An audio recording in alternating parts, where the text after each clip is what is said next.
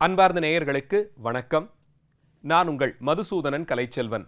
தினமொரு கதை நிகழ்ச்சியில் இன்று உங்களை சந்திப்பதில் மகிழ்ச்சி கொள்கிறேன். இறைவனை சென்றடைவதற்கான பல்வேறு வழிகளிலே இசையும் ஒரு முக்கிய அங்கமாக கருதப்படுகிறது. கோயில் வழிபாடுகளிலும் வீடுகளிலே நடைபெறக்கூடிய விழாக்களிலும் இசை கொண்டு இறைவனை ஏத்தி வணங்கும் மரபு இங்கே பன்னெடுங்காலமாக இருந்து வருகிறது. இசைக்கு இறைவன் கூட உருகி விடுவான் என்பது போன்ற கதைகளும் புராண வழக்கிலே நம்மிடையே நிலவி வருகின்றன.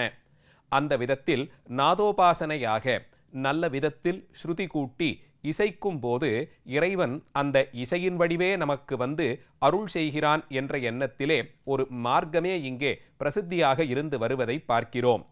அந்த வரிசையிலே சங்கீதத்தை பக்தியின் ஒரு அங்கமாக்கி பக்தியை சங்கீதத்தின் மூலமே செலுத்தி அதன் வழியிலே இறைவனை சென்றடையக்கூடிய மார்க்கம் இங்கே பலகாலமாக இருந்து வருகின்றது. சமீப காலங்களிலே இருந்தவர்களுக்குள்ளே புரந்தரதாசர், அன்னமாச்சாரியார் போன்றவர்கள் முறையே கன்னட மொழியிலும் தெலுங்கு மொழியிலும் பல ஆயிரம் பாடல்கள் பாடி இறைவனை இசை வடிவிலேயே சென்றடைந்தார்கள் என்று பார்க்க முடிகிறது. அந்த மரபின் நீட்சியாக 18ஆம் நூற்றாண்டிலே திருவாரூர் திருநகரத்தில் அவதாரம் செய்தவர்தான் தியாக பிரம்மம். காக்கர்ல தியாக பிரம்மம் என்றழைக்கப்படும் இவருடைய பூர்வீகம் ஆந்திர தேசத்தை சேர்ந்தது. இன்றைய ஆந்திரத்தின் பிரகாசம் மாவட்டத்தில் இருக்கக்கூடிய காக்கர்ல என்ற ஊர்தான் இவர்களுடைய பூர்வீகம். அங்கிருந்து குடிபெயர்ந்து இவர்கள் விரிஞ்சிபுரம் என்றழைக்கப்படும் வேலூர் அருகிலே இருந்து அதன் பிறகு அங்கிருந்தும் இவர்கள் போர்க்காலத்திலே திருவாரூர் நகரத்திற்கு வந்து அங்கே குடியமர்த்தப்பட்டார்கள் என்று அறியப்படுகிறது. இவருடைய தந்தையார் காக்கர்ல ராமபிரம்மம் என்பவர். அவரும் நல்ல இசை வித்வான். இவருடைய மாமா, பாட்டனார் ஆகியோர்களும் கூட நல்ல சங்கீத ஞானத்தோடு கூடியவர்களாகவும் இசை பாடுவது, வீணை மீட்டுவது முதலியவற்றிலே கைதேர்ந்த வித்வான்களாகவும் இருந்து வந்திருக்கிறார்கள்.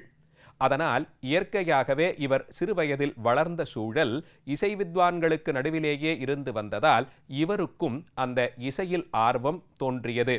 தம் தாயாரிடத்தே இருந்தும் ஆரம்ப கால பாடங்களையெல்லாம் கற்றுத் தேர்ந்த தியாக பிரம்மம் இவருடைய குருநாதராக சொண்டி வெங்கடரமணையா என்பவர் வரமாக கிடைக்கப் பெற்றார். பொது நிகழ்ச்சி ஒன்றில் தியாகராஜர் பாடிய பாடல்களை கேட்ட சொண்டி வெங்கடரமணையா இவருடைய பெருமை இன்னும் அதிகரிக்கும்படியாய் தாமே இவருக்கு குருவாக இருந்து இசைபாடம் நடத்துவதாக முன்வந்தார். இப்படி சிறுகச் சிறுக தம்முடைய குருநாதருடைய அருளுக்கு இவர் இலக்கானார். இதற்கிடையே ஒரு புறத்தில் சமய முதிர்ச்சியும் பெறுவதற்கென்று சில விஷயங்கள் நடந்தன. அதிலே ஒன்று இவர் பாட்டனார் விட்டு சென்ற நாரதீயம் என்ற சங்கீத இலக்கணம் குறித்ததான நூல். அது தவிரவும் இவர் கொண்டிருந்த ராமபக்தியின் வெளிப்பாடாய் வால்மீகி முனிவர் இவருக்கு காட்சி கொடுத்து நாரதரை குறித்து உபாசித்து வரும்படியாக மந்திரங்களை உபதேசம் செய்து வைத்தார் என்றும் அந்த மந்திர சித்தியின் காரணமாக நாரத பகவானே தனக்கு காட்சி கொடுத்து சங்கீத இலக்கணம் சார்ந்த ஸ்வரார்ணவம் என்ற ஒரு நூலை கொடுத்து அருளினார் என்றும் கூறுகிறார். இப்படி சமய முதிர்ச்சியும் ஒரு புறத்தில், சங்கீத முதிர்ச்சியும் மற்றொரு புறத்தில், இது இரண்டும் இணையும் புள்ளியாக பக்தி ரசத்திலே இசை மூலமாக தோய்ந்தார் தியாக பிரம்மம். தம்முடைய 11 வயதிலேயே கீர்த்தனை எழுதத் தொடங்கிய இவருடைய பெருமை வெகு சீக்கிரத்தில் மராட்டிய மன்னர்களுடைய செவிகளுக்கு சென்று சேர்த்தது. தஞ்சையை தலைநகராக கொண்டு ஆட்சி செய்து வந்த சரபோஜி மன்னருடைய அவையிலே சொண்டி வெங்கடரமணையா தியாக பிரம்மத்தினுடைய இசை ஞானத்தை பறக்க பேசினார். இதை கேட்ட அரசர் இவர் தந்தையாரினுடைய வித்வத்து இவற்றையெல்லாம் கருத்தில் கொண்டு இந்த குடும்பத்திற்கு திருவாரூரிலிருந்து அழைத்து வந்து தஞ்சைக்கு அருகிலே காவேரி கரையில் திருவையாறாகிற சைவ புனித தலத்திலே குடியமர்த்தும்படியாய் ஏற்பாடுகள் செய்தார்.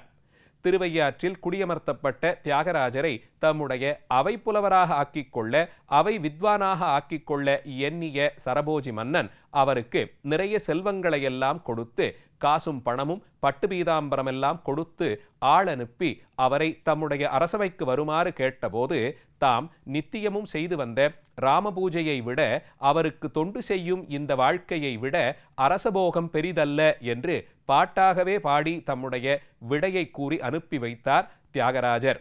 இந்த அளவிற்கு குடும்பஸ்தரானாலும் கூட செல்வத்தின் பேரிலே பற்றில்லாமல் ராமனுக்கு செய்யப்படும் தொண்டுதான் மேன்மையானது என்று கருதி அந்த தொண்டிலே எத்தனை ஏழ்மைச் சூழல் வந்தபோதும் சற்றும் தளராது ஈடுபட்டு வந்தார். இப்படி இசைபாடி ராமனை ஏத்தி வந்த தியாக பிரம்மத்திற்கு சிஷ்யர்கள் நிறைய சேரத் தொடங்கினார்கள். உமையாள்புரம், தில்லைஸ்தானம், மகாராஜபுரம், வாலாஜாப்பேட்டை என்று பல ஊர்களிலிருந்தும் அரிய பெரிய வித்வான்கள் எல்லாம் இவருடைய சீடர்களாகி இவருடைய கீர்த்தனைகளின் மூலம் இசை நுணுக்கங்களை நன்கு கற்றறிந்தார்கள். திருவையாறிலே காவேரி கரையிலே வாழ்ந்த அந்த வாழ்க்கை, ரம்மியமான அந்த சூழல், இனிமையான அங்கே கேட்கக்கூடிய திருக்கோயில் கானங்கள் இவையெல்லாம் தியாக பிரம்மத்தை இன்னும் அதிகமாகவே பக்திரசத்திலே கலக்கும்படியாக உந்தியிருக்க வேண்டும். அதனால்தான் வாழ்ந்த வாழ்க்கையிலே குடும்பம் சார்ந்து பல்வேறு குழப்பங்களெல்லாம் வந்தபோது கூட அவர் சற்றும் மனம் தளராதவராக ராமனுக்கு தொண்டு செய்வதை தம் வாழ்க்கையின் குறிக்கோளாய் கொண்டு வாழ்ந்து வந்தார். எப்போதும் ராமபூஜையிலே இசைப்பாடி அவரை துதிக்கும் இவருக்கு இராமாயண பாராயணமும் அதன் தாக்கம் இவர் கீர்த்தனைகளில் தெரியும் அளவிற்கு இருந்தது. இவர் 96 கோடி முறை ராமநாமத்தை ஜபம் செய்தார் என்றும், ராமன் சீதா லட்சுமணர்கள் சமேதராக இவர் இல்லத்திற்கே ஹனுமானோடு கூடி எழுந்தருளி இவருக்கு காட்சி தந்தார் என்றெல்லாம் இவர் குறித்த புராண கதைகள் வழக்கில் உள்ளன. காஞ்சிபுரம், திருவேங்கடமலை, திருவொற்றியூர், கோவூர் முதலிய திருத்தலங்களுக்கெல்லாம் யாத்திரை செய்து தியாக பிரம்மம் ஆங்காங்கே இருக்கக்கூடிய இறை திருமேனிகளை பாடி பணிந்திருக்கிறார். இவர்கள் சீடர்கள் வசிக்கக்கூடிய ஊர்களுக்கெல்லாம் சென்ற தியாக பிரம்மம் லால்குடி, ஸ்ரீரங்கம் முதலிய திருத்தலங்களையும் தரிசித்து அங்கே இருக்கக்கூடிய இறைவன் பேரிலே பஞ்சரத்ன கீர்த்தனைகள் பாடியிருக்கிறார். நிறைவாக திருவையாறு திருத்தலத்திலே தம்முடைய இறுதி வாழ்க்கையை கழித்த தியாக பிரம்மம் 1847 ஆண்டு புஷ்ய பகுள பஞ்சமி தை மாதத்தில் வரக்கூடிய பஞ்சமி திதியிலே தாம் சந்நியாசம் ஏற்றுக்கொண்ட நிலையிலே ராமனோடு இரண்டரக் கலந்தார். அவர் முத்தியடைந்த நாளை பகுள பஞ்சமி தினமாக அவருடைய சீடர்கள் கொண்டாடுகிறார்கள். ஆனால் இந்த தியாக பிரம்ம ஆராதனை என்று சொல்லப்படும் இந்த விழாவிற்கும் மிக சுவாரஸ்யமான ஒரு வரலாறு உண்டு. இவர் இறந்துபட்டு போகும் செய்தி அறிந்து இவர் சந்நியாசம் ஏற்றுக்கொண்ட நிலையிலே இன்னும் சில நாளில் ராமன் தன்னிடத்தே என்னை அழைத்துக் கொள்வேன் என்று எனக்கு வாக்குறுதி கொடுத்திருக்கிறான் என்று அறிவித்து பாடல்கள் பாட இவர் சந்நியாசமடைந்த நிலையிலே, துறவு பூண்ட நிலையிலே முத்திகூடி விடுவார் என்பதை ஒருவாறு யூகித்து இவருடைய சீடர்களும் சிலர் வந்து இவரோடையே வசித்து வந்தார்கள். அந்த நிலையில் அவர் குறித்தது போலே பகுளபஞ்சமி திதியிலே தம்முடைய பூத உடலை நீத்து தாம் எப்போதும் ஆராதித்து வந்த ராமபிரானுடைய திருவடிகளை சென்றடைந்தார் தியாக பிரம்மம். அவருடைய திருமேனியை காவேரி கரையிலேயே சந்நியாசிகளை பள்ளிப்படுத்துவதற்கான விதிகளை கணக்கில் கொண்டு வேத மரபிலே வந்த அறிஞர்களை கொண்டு காவேரி கரையிலேயே திருவையாறு தலத்தில் சமாதிப்படுத்தினார்கள். அதன் பிறகு அவருடைய சீடர்கள் அவரவர் ஊர்களுக்கு சென்று போய்விட்டு ஆங்காங்கே இருந்து கொண்டு அவரவர் ஊரிலேயே தியாக பிரம்மத்தின் நினைவு நாளை அதற்குரிய சடங்குகள் செய்து கொண்டாடி வந்தார்கள். அந்த நினைவை போற்றும் விதமாக ஏற்படுத்தப்பட்ட சமாதி கோயிலுக்கு செல்வதற்கான வாய்ப்பு யாருக்கும் இல்லாமல் போக பல ஆண்டுகள் கழித்து 1900 ஆரம்பத்திலே உமையாள்புரம் கிருஷ்ணபாகவதரும் அவருடைய சகோதரரும் இந்த சமாதி கோயில் இருக்கும் நிலையை பார்க்க வேண்டி திருவையாறு தலத்திற்கு வந்தார்கள். வந்தவர்களுக்கு காவேரி கரையிலே தியாக பிரம்மத்தின் சமாதியை கண்டுபிடிப்பது கூட மிகவும் கடினமான காரியமாம்படியாய் அங்கே புதர்மண்டி போயிருந்தது. எத்தனையோ 100 பாடல்கள் பாடி ராமனிடம் தன் பக்தியை செலுத்தி கர்நாடக சங்கீத மரபிற்கு ஆரம்ப புள்ளி போலே கருதப்படும் தம்முடைய குருநாதரனுடைய சமாதி இந்த நிலையில் இருப்பதை பார்த்து வருந்திய அவர்கள் உள்ளூரார் துணை கொண்டு அங்கே இருந்த அந்த புதரையெல்லாம் வெட்டி எடுத்து அதற்கிடையே இருந்த அந்த சமாதி கோயிலை கண்டுபிடித்தார்கள்.